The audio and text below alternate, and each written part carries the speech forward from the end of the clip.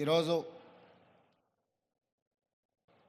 ఒక మంచి eco tourism పార్క్ను ప్రారంభించడానికి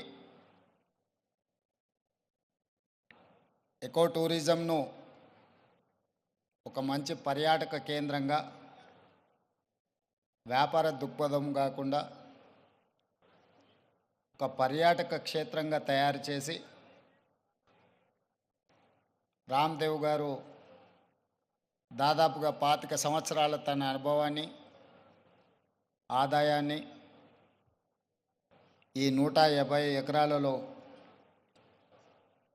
ఒక మంచి పార్కును ఏర్పాటు చేసి ఈ కార్యక్రమం ప్రారంభోత్సవానికి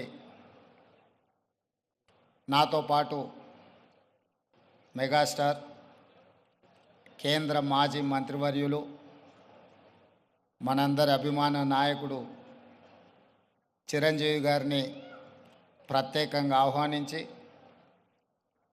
ఒక మంచి కార్యక్రమాన్ని ఏర్పాటు చేయడం జరిగింది. వాస్తవంగా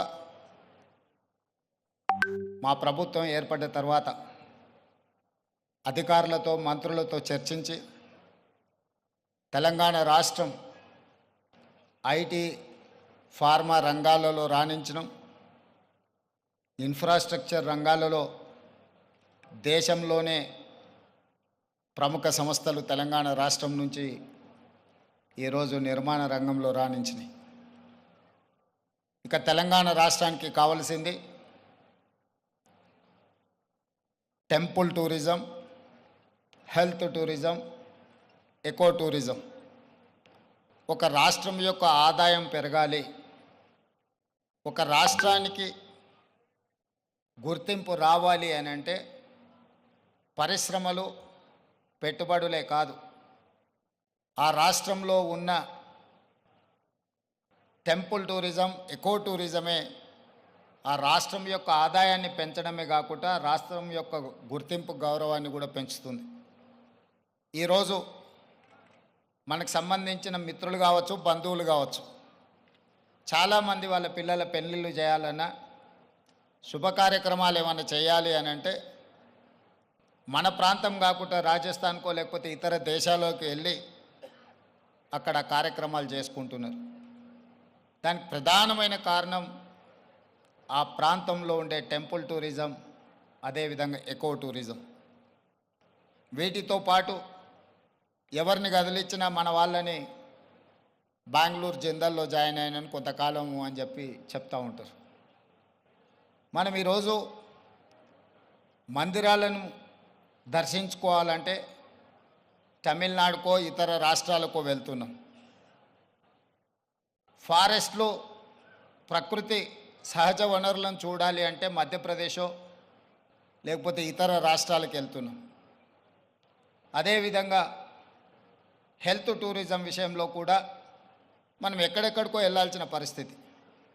కానీ అన్ని సహజ వనరులు ఉన్న తెలంగాణ రాష్ట్రంలో ఇప్పటి వరకు ప్రభుత్వాల దృష్టి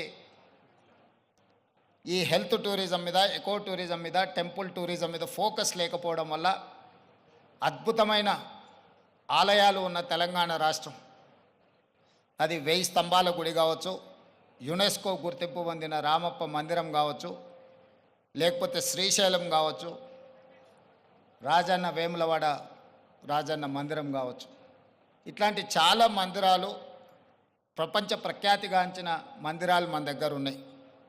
ఈరోజు కవాల్ కావచ్చు, tiger reserve forest, Nallamala tiger reserve forest కావచ్చు, జూపల్లి కృష్ణారావు గారు ప్రాతినిధ్యం వహిస్తున్న కొల్లాపూర్ ప్రాంతం, నల్లమల అటవీ ప్రాంతం, కృష్ణానది జలాలు ప్రవహిస్తున్న ప్రాంతం, అక్కడ మందిరాలకు, అక్కడ ప్రకృతి సహజ వనరులకు కొదవలేదు.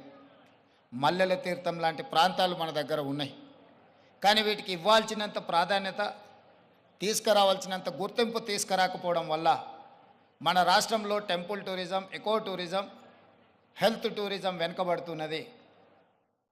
ఈరోజు ఎకో టూరిజంలో టూరిజం పాలసీని ఈ మధ్యలోనే శాసనసభలో మనం చర్చించడం, దానికి మంత్రి జూపల్లి కృష్ణారావు గారే ఆ పాలసీ తయారీలో కీలక పాత్ర పోషించారు.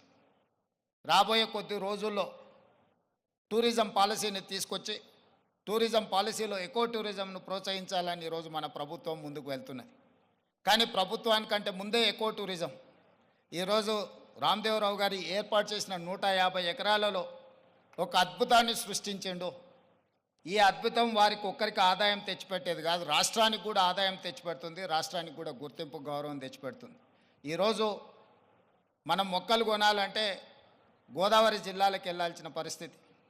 ఎవరైనా జూబ్లీ హిల్స్, బంజారా హిల్స్ లేదా